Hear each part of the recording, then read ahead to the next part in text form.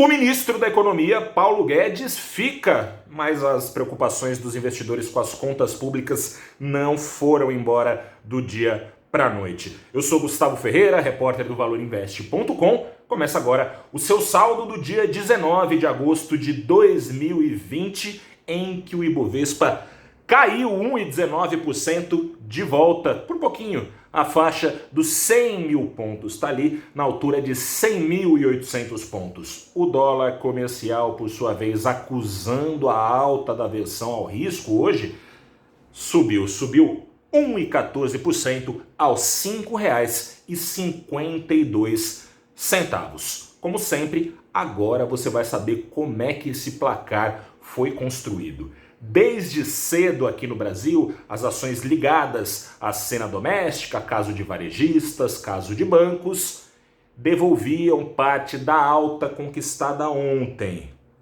Bancos têm outro empecilho pela frente. O presidente da Câmara, Rodrigo Maia, defendeu mais uma vez que seja imposto um limite para os juros do cheque especial e também do cartão de crédito. De acordo com ele, isso poderia ser feito sem interferência estatal, caso os bancos se reunissem para esse fim, seja com interferência direta ou não.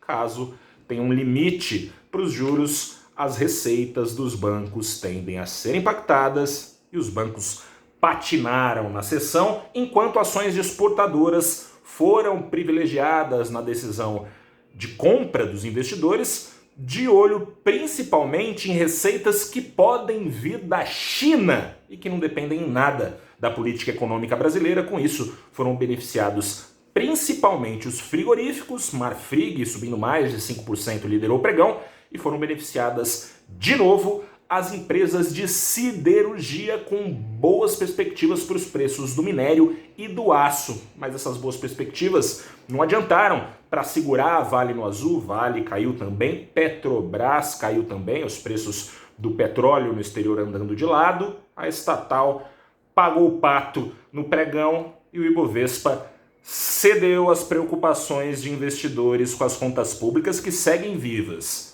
Claro que traz conforto a manutenção do ministro Paulo Guedes no governo. Paulo Guedes, desde a campanha, tem sido o principal fiador da agenda econômica do governo junto a investidores.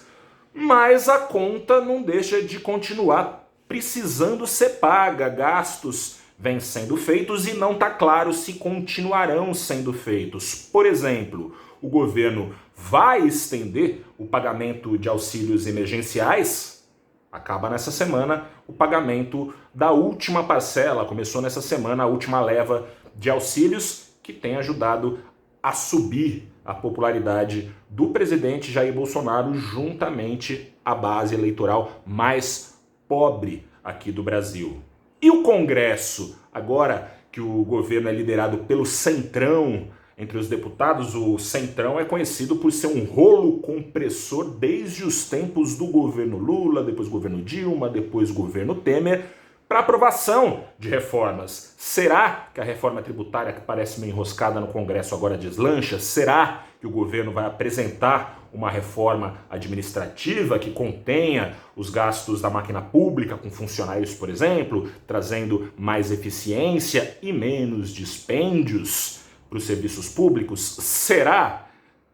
As dúvidas seguem grandes e não são só aqui do Brasil. Hoje, ao longo da sessão, o investidor também aguardava com bastante apreensão a ata da última reunião de política monetária do Fed, o Banco Central lá dos Estados Unidos.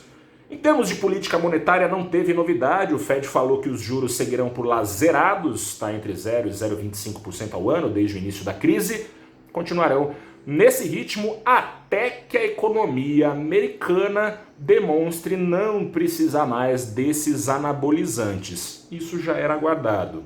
A novidade, que consta lá no documento e que agravou a aversão do risco, derrubando ainda mais o Ibovespa ao longo do dia, acelerando a alta do dólar, o alerta feito pelo Fed foi o seguinte: de acordo com a autoridade monetária americana, o jogo não está ganho. Apesar da retomada da economia local nos últimos meses, passa pela solução da crise sanitária e da superação de novas ondas de contágio, saber qual será o potencial de crescimento da economia americana. Outro ponto de atenção que ajudou a trazer mau humor.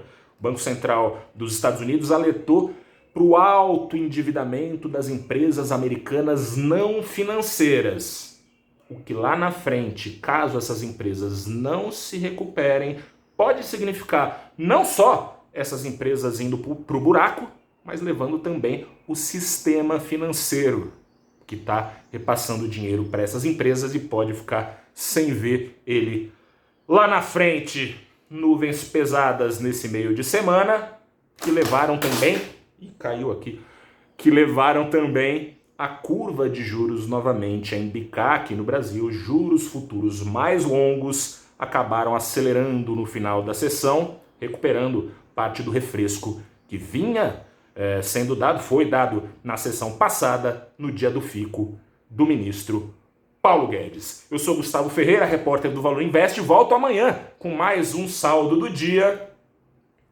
O fiscal deve seguir preocupando, vamos ver se a agenda corporativa ou então o exterior dá um pouquinho de alívio para os investidores aqui no Brasil. Grande abraço, até a próxima, continue com a gente no valorinvest.com.